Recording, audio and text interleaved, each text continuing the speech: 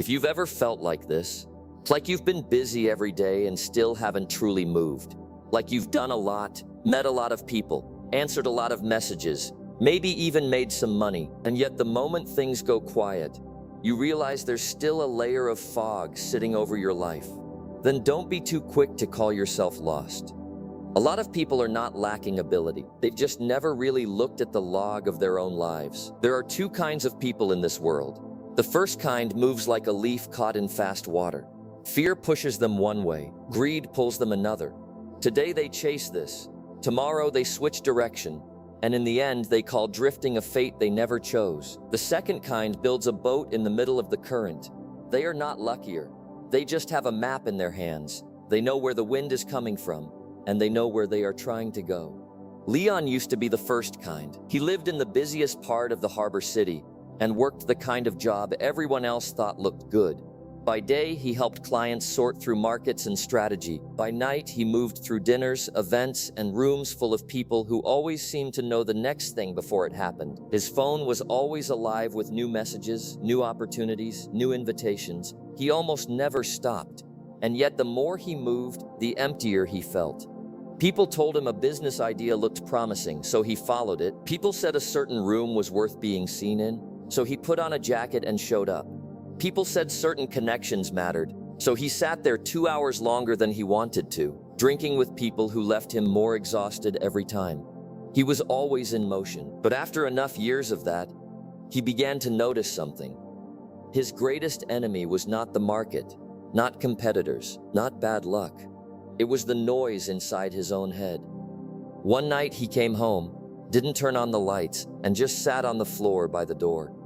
His phone was still glowing. One group chat was talking about a new investment. Another was passing around the routines of some successful founder who apparently woke before dawn and never made mistakes. Someone else wanted to know whether he'd be at another dinner the next night. Leon stared at the screen and suddenly felt as if the whole city were pulling him in different directions at once. And for the first time, one thought rose up clean and sharp. If I don't pull myself out of this noise, I am going to spend my whole life sailing on routes that were chosen by other people. The next evening, he skipped the event he had already said yes to. He walked along the harbor until the street lamps came on, and then he stepped into a nearly closed stationery shop.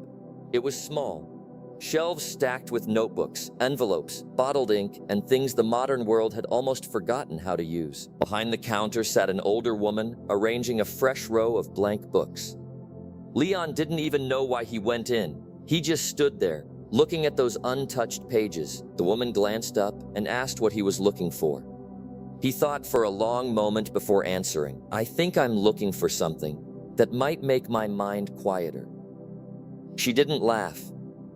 She reached below the counter, pulled out a dark blue hardbound notebook, and placed it in front of him. There was no decoration on the cover, just one small silver line pressed into it.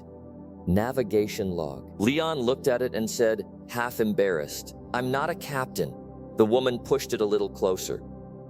The people most in danger of sinking, she said, usually need it more than the ones already at sea. He bought the notebook. At the time, he thought he was just trying something. Later, he understood that what changed his life was not some dazzling insight, not a perfect mentor, not one beautiful conversation that solved everything. It was that ordinary-looking book and the few lines he began writing into it every night. At first, he had no idea what to write, so he wrote the most honest things he could catch. Who was I with today when time disappeared?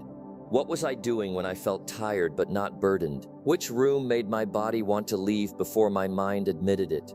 What did I say yes to that I didn't want? When today did I feel most alive? When did I feel like I was performing a version of myself that looked acceptable?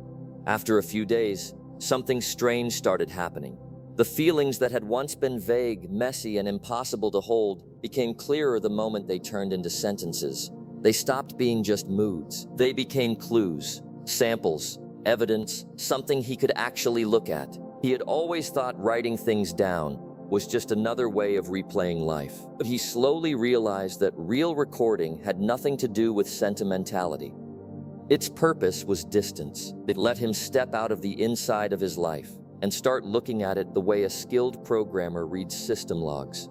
And once he stood far enough back, He began to see things he had never been able to see from the middle of the noise, the recurring bugs, the wasted loops, the hidden architecture, and the strange, valuable patterns that seemed to belong to him alone.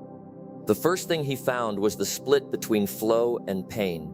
He began circling the moments that made him forget time. They were not dramatic moments. Sometimes it was simply helping a friend untangle a chaotic business problem and suddenly feeling more awake than he had all day.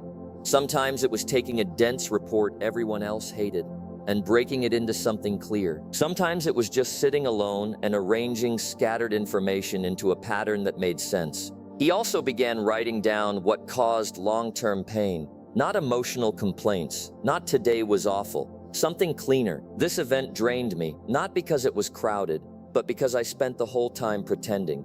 This part of my work hurts me, not because it is hard, but because it is mechanical. This opportunity looks correct on paper, but my whole system resists it." As those entries piled up, a line slowly appeared. For the first time, Leon could see that what truly moved him was not what looked prestigious. It was what felt like play, and what quietly destroyed him was not always difficulty.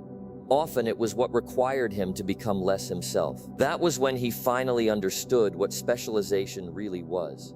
Not the polished skill set you are formally trained into. Not the thing the market can package and sell to thousands of people the same way. Real specialization usually hides in the tendencies you had before the world taught you to round them off.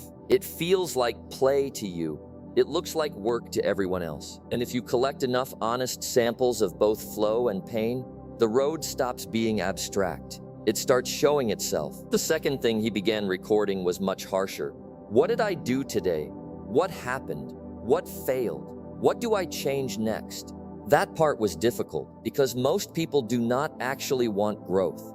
They want the feeling of being busy enough to call it growth. Repetition is easier than correction. Motion is easier than truth.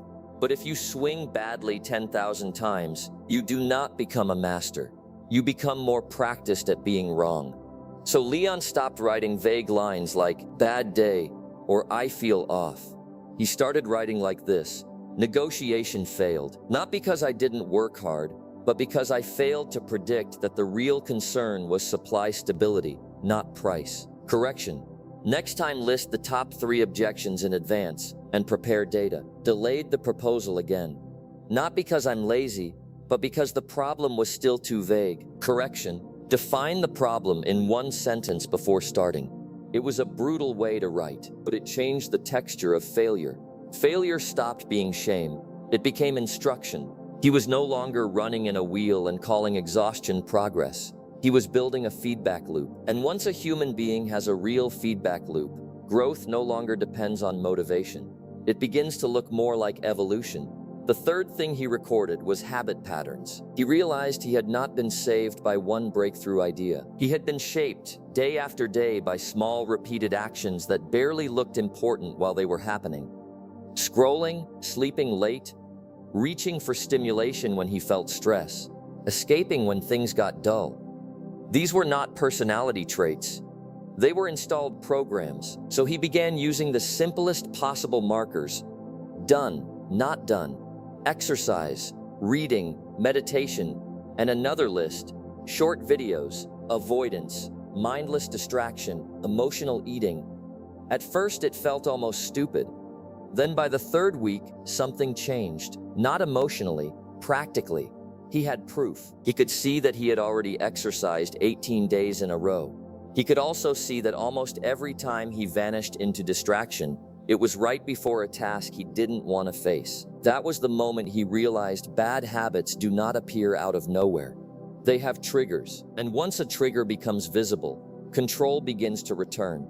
He had always believed discipline meant fighting himself. Now he saw that discipline was often much closer to rewriting code. You do not shame a system into becoming clean.